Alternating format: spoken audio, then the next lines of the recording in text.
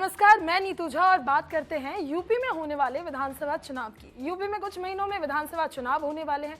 इसे लेकर सभी दलों ने अपनी तैयारियां जोरों शोरों से शुरू कर दी है। अगर बात बसपा की करें तो ब्राह्मण वोटों को साधने के लिए बसपा ने आज से अयोध्या से शुरुआत की है ब्राह्मण सम्मेलन की। बसपा के महासचिव अयोध्या पहुंचे, राम मंदिर के दर्शन किए, रामलला के दर्शन किए और आज से चुनावी आगाज कर दिया है उन्होंने।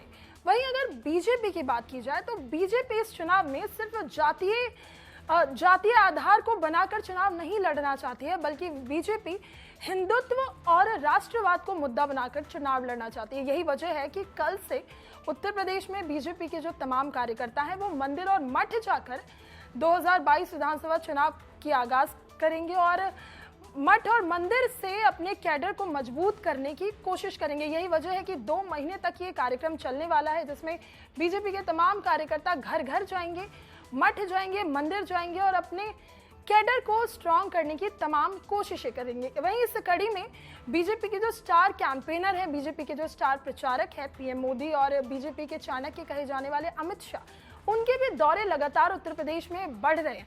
यही वजह है कि जेवर एयरपोर्ट की अगर मैं बात करूं तो उसका इनॉग्रेशन भी पीएम मोदी कर सकते हैं, ऐसे कयास लगाए जा रहे हैं। इसके साथ ही विंध्याचल कॉरिडोर जो है उसका इनॉग्रेशन भी गृह मंत्री अमित शाह के हाथों हो सकता है। और इसी कड़ी में आज स्वतंत्र देव सिंह ने दिल्ली जाकर पीएम से और गृह मंत्री से मुलाकात भी की है और उनके जो उत्तर प्रदेश आने के कयास लगाए जा रहे हैं उस पर चर्चा भी की है कि क्या प्रोग्राम रहने वाले हैं, कब वो आने वाले हैं। इस बीच ये जानना भी महत्वपूर्ण है कि उत्तर प्रदेश में मंत्रिमंडल का विस्तार होने वाला है और साथ ही एमएलसी मनोनयन पर भी चर्चा तेज है, जिसमें कुछ ऐसे नाम हैं जिनको लेकर बीजेपी जो अपने अगर जातीय समीकरण की बात करें तो उसको मजबूत करने की कोशिश कर सकती है। उसमें कुछ नाम बहुत महत्वपूर्ण है, जो जेपीएस राठौर, दया शंकर हैं और तीसरे जो नाम है जितिन प्रसाद हैं। वहीं अगर एक और ब्राह्मण चेहरे की बात की जाए तो लक्ष्मीकांत वाजपेयी का नाम भी काफी चर्चा में। इसके साथ ही अगर मंत्रिमंडल की मैं बात करूं तो अभी हाल ही में केंद्रीय कैबिनेट का भी विस्तार हुआ, उसमें बीजेपी ने तमाम जो जाति थे उनसे मंत्रियों को चुनकर अपना जो कैडर था उसको स्ट्रांग करने की कोशिश की और वही उत्तर प्रदेश में भी दोहराया जा सकता है, जिसे कहते हैं विशुद्ध राजनीति के तौर पर इस बार मंत्रिमंडल का विस्तार किया जाएगा। अगर कुछ नामों की छुट्टी की मैं बात करूं तो हो सकता है कि कुछ नामों की छुट्टी हो सकती है इसमें, लेकिन फिलहाल जो मंत्रिमंडल का विस्तार होगा वो पूर्ण राजनीतिक तौर पर किया जाएगा। वहीं यहाँ एक और चीज जो बहुत तेजी से की जा रही है वो बोर्ड निगम में नियुक्ति की जा रही है, क्योंकि हम ऐसा देखते हैं कि 5 साल जो कार्यकर्ता होते हैं किसी भी पार्टी के वो जमीन स्तर पर काम करते हैं और कुछ ऐसे कार्यकर्ता होते हैं उनमें असंतोष की स्थिति पैदा हो जाती है।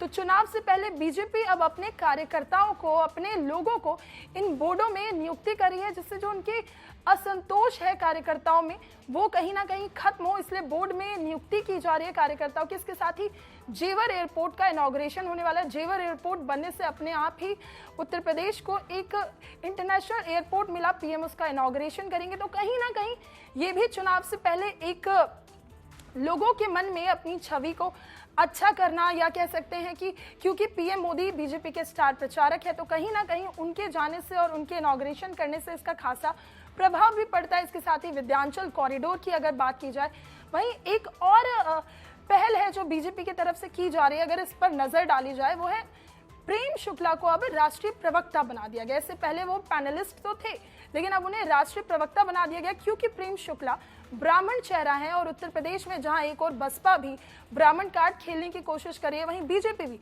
जितिन प्रसाद की बात की जाए, लक्ष्मीकांत वाजपेयी की बात की जाए और उसके बाद प्रेम शुक्ला को राष्ट्रीय प्रवक्ता बना देना, कहीं ना कहीं बीजेपी भी जातीय जो कार्ड है, ब्राह्मण कार्ड है, उसको साधने की कोशिश कर रही है। जो कार्ड बसपा खेल रही है, जो 2007 में खेला और जिसके बाद बसपा की सरकार बनी और फिर यही कार्ड सपा ने खेला तो सपा की सरकार बनी, उसी कार्ड को अब बीजेपी भी 2022 विधानसभा चुनाव के लिए खेलने की कोशिश कर रही है। वहीं 24 तारीख से मंदिर मठ में जाने का भी बीजेपी का कार्यक्रम है। तो कहीं ना कहीं जो जातीय समीकरण है उसके साथ ही हिंदुत्व का जो एजेंडा था बीजेपी का और उसके साथ जो राष्ट्रवाद का एजेंडा है, दोनों को लेकर बीजेपी साथ चलने की तमाम कोशिशें करे और यही वजह है कि कल से 24 तारीख से बीजेपी के कार्यकर्ता घर घर जाएंगे, मंदिर और मठ जाएंगे और जो अपना कैडर है उसको मजबूत करने की कोशिश करेंगे। और यही वजह है कि जो मंत्रिमंडल विस्तार है उसमें भी तमाम ऐसे कयास लगाए जा रहे हैं कि हर जाति वर्ग विशेष से मंत्री बनाए जाएंगे, जिससे जो कोई भी जाति है खास तौर पर वो नाराज ना हो।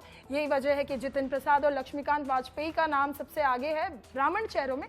वहीं तमाम जातियों से अलग अलग नेताओं के नाम सामने आ रहे हैं। एमएससी मनोनयन में भी तमाम नेताओं के नाम आगे हैं और अब बीजेपी कल से ये मठ और मंदिर के कार्यक्रम को शुरू करने वाली है। 2 महीने चलेगा बीजेपी का ये अभियान, उसके बाद स्टार प्रचारकों की एंट्री।